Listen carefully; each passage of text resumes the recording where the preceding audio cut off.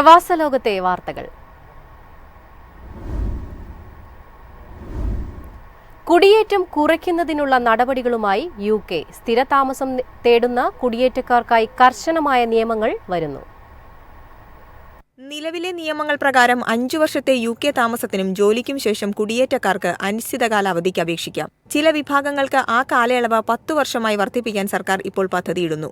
ആഭ്യന്തര മന്ത്രാലയം തയ്യാറാക്കുന്ന വിപുലമായ പരിഷ്കാര പാക്കേജിന്റെ ഭാഗമായിട്ടാണ് ഈ മാറ്റം പ്രതീക്ഷിക്കുന്നത്. കുടിയേറ്റ നിയന്ത്രണങ്ങൾ കർശനമാക്കാനാണ് പ്രധാനമന്ത്രി കെയർ സ്റ്റാർമറിന്റെ ഭരണകൂടം ശ്രമിക്കുന്നത്. സമീപകാല വോട്ടെടുപ്പുകളിൽ പാർട്ടിക്ക് പിന്തുണ ലഭിക്കുകയും കഴിഞ്ഞ ആഴ്ച നടന്ന തദ്ദേശ തെരഞ്ഞെടുപ്പുകൾ നേട്ടമുണ്ടാക്കുകയും ചെയ്തു. 2023 ജൂണിൽ അവസാനിച്ച വർഷത്തിൽ UK 9,06,000 പേരുടെ മൊത്തം കുടിയേറ്റം രേഖപ്പെടുത്തി. തുടർന്ന് 2024 ജൂൺ വരെ 7,28,000 പേരുടെ കുടിയേറ്റം രേഖപ്പെടുത്തി. അനിശ്ചിതകാല അവധി വ്യക്തികൾക്ക് സമയനിയന്ത്രണങ്ങളില്ലാതെ UKയിൽ താമസിക്കാൻ അനുവദിക്കുന്നു. ഇത് NHS, ക്ഷേമം എന്നിവയുൾപ്പെടെയുള്ള പൊതുസേവനങ്ങളിലേക്കുള്ള പ്രവേശനം അനുവദിക്കുകയും ബ്രിട്ടീഷ് പൗരത്വം ലഭിക്കാനും സഹായിക്കും. News desk MyFin TV.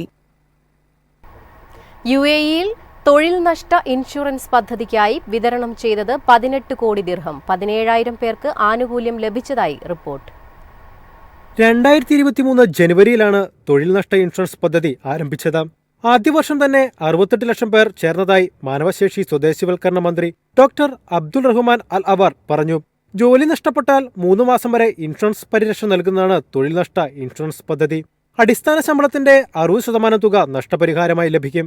തുടർച്ചയായി 1 വർഷമെങ്കിലും ഒരു സ്ഥാപനത്തിൽ ജോലി ചെയ്തവരും സ്വന്തം കാരണത്താലല്ലാതെ പിരിച്ചുവിട്ടവർക്കുമാണ് ആനുകൂല്യം ലഭിക്കുക. News desk MyFin TV. തൊഴിൽ സുരക്ഷയ്ക്ക് ഊന്നൽ നൽകുന്ന പദ്ധതികളുമായി സൗദി അറേബ്യ. സൗദി വിഷൻ 2030 പദ്ധതിയുമായി സംയോജിച്ചാണ് പുതിയ പദ്ധതികൾ രാജ്യത്ത് നടപ്പിലാക്കുന്നത്. സൗദി അറേബ്യയുടെ വിഷൻ 2030 എന്നത് രാജ്യത്തിന്റെ സാമ്പത്തിക സാമൂഹിക മേഖലകളെ പരിവർത്തനം ലക്ഷ്യമിട്ടുള്ള ഒരു പദ്ധതിയാണ്. 2016 സൗദി കിരീടാവകാശി മുഹമ്മദ് ബിൻ സൽമാൻ രാജകുമാരനാണ് ഇത് പ്രഖ്യാപിച്ചത്. എണ്ണയെ അമിതമായി ആശ്രയിക്കുന്ന സമ്പദ് വ്യവസ്ഥയെ വൈവിധ്യവൽക്കരിക്കുക, സ്വകാര്യ മേഖലയുടെ വളർച്ച പ്രോത്സാഹിപ്പിക്കുക, രാജ്യത്തെ ഒരു ആഗോള നിക്ഷേപ ശക്തിയായി ഉയർത്തുക എന്നിവയാണ് പ്രധാന ലക്ഷ്യങ്ങൾ. തൊഴിലാളികളുടെ സുരക്ഷ ഉറപ്പാക്കാൻ സൗദി അറേബ്യ ഒരുപാട് കാര്യങ്ങൾ ചെയ്യുന്നുണ്ടെന്ന് പരിസ്ഥിതി മന്ത്രി മസൂർ അൽ മുഷൈദി പറഞ്ഞു. ഇതിന്റെ ഭാഗമായി national council four occupational safety and health സ്ഥാപിച്ചു. അന്താരാഷ്ട്ര നിലവാരത്തിലുള്ള സുരക്ഷാ മാനദണ്ഡങ്ങൾ സ്വീകരിച്ചു. വിഷൻ 2030ന്റെ ഭാഗമായി സൗദി അറേബ്യയിൽ നിരവധി തൊഴിലവസരങ്ങൾ സൃഷ്ടിക്കപ്പെടുന്നുണ്ട്. ടൂറിസം, നിർമ്മാണം, സേവന മേഖലകൾ എന്നിവയിൽ വലിയ വളർച്ചയാണ് പ്രതീക്ഷിക്കുന്നത്. ഇത് രാജ്യത്തെ സ്വദേശികൾക്കും വിദേശികൾക്കും ഒരുപോലെ പ്രയോജനകരമാകും. News desk MyFin TV. Salik വാലറ്റിൽ ബാലൻസ് ഉണ്ടെങ്കിൽ ഇനി ദുബായിലെ പെട്രോൾ പമ്പുകളിൽ നിന്ന് ഇന്ധനം നിറയ്ക്കാം. സംവിധാനം ഉടൻ പ്രാബല്യത്തിൽ വരും. തെരഞ്ഞെടുത്ത ചില പമ്പുകളിലായിരിക്കും ആദ്യഘട്ടത്തിൽ ഈ സൗകര്യം ലഭ്യമാകുക. ദുബായിലെ ടോൾ ഗേറ്റ് ഓപ്പറേറ്ററായ സാലിക് കമ്പനിയും ഇനോ ഗ്രൂപ്പും ഇത് സംബന്ധിച്ച ധാരണാപത്രത്തിൽ ഒപ്പുവെച്ചു. സേവനങ്ങൾ ഉപയോഗിക്കുമ്പോൾ ക്യാഷോ കാർഡോ ഉപയോഗിച്ച് പണമടയ്ക്കേണ്ടതില്ല. സാലിക് വാലറ്റിൽ നിന്ന് സ്വമേധയാ പണം ഈടാക്കുന്ന സംവിധാനമാണ് സജ്ജമാകുന്നത്. Dubai mall, Dubai Marina mall, Souk Al Bahar, Dubai harbour, Marina walk തുടങ്ങിയ പ്രധാന സ്ഥലങ്ങളിൽ പാർക്കിംഗ് ഫീസ് അടയ്ക്കാൻ ഈ വാലറ്റ് ഉപയോഗിച്ചു വരുന്നുണ്ട്. News desk MyFin TV. കുവൈറ്റിലെ ഏറ്റവും വലിയ പ്രവാസി സമൂഹമായി ഇന്ത്യക്കാർ മാറി. ആകെ ജനസംഖ്യയുടെ 20% ഇന്ത്യക്കാരാണെന്ന് റിപ്പോർട്ട്. കുവൈറ്റിലെ ആകെ ജനസംഖ്യ ഏകദേശം 49,87,826 ആയതായി കണക്കുകൾ വ്യക്തമാക്കുന്നു.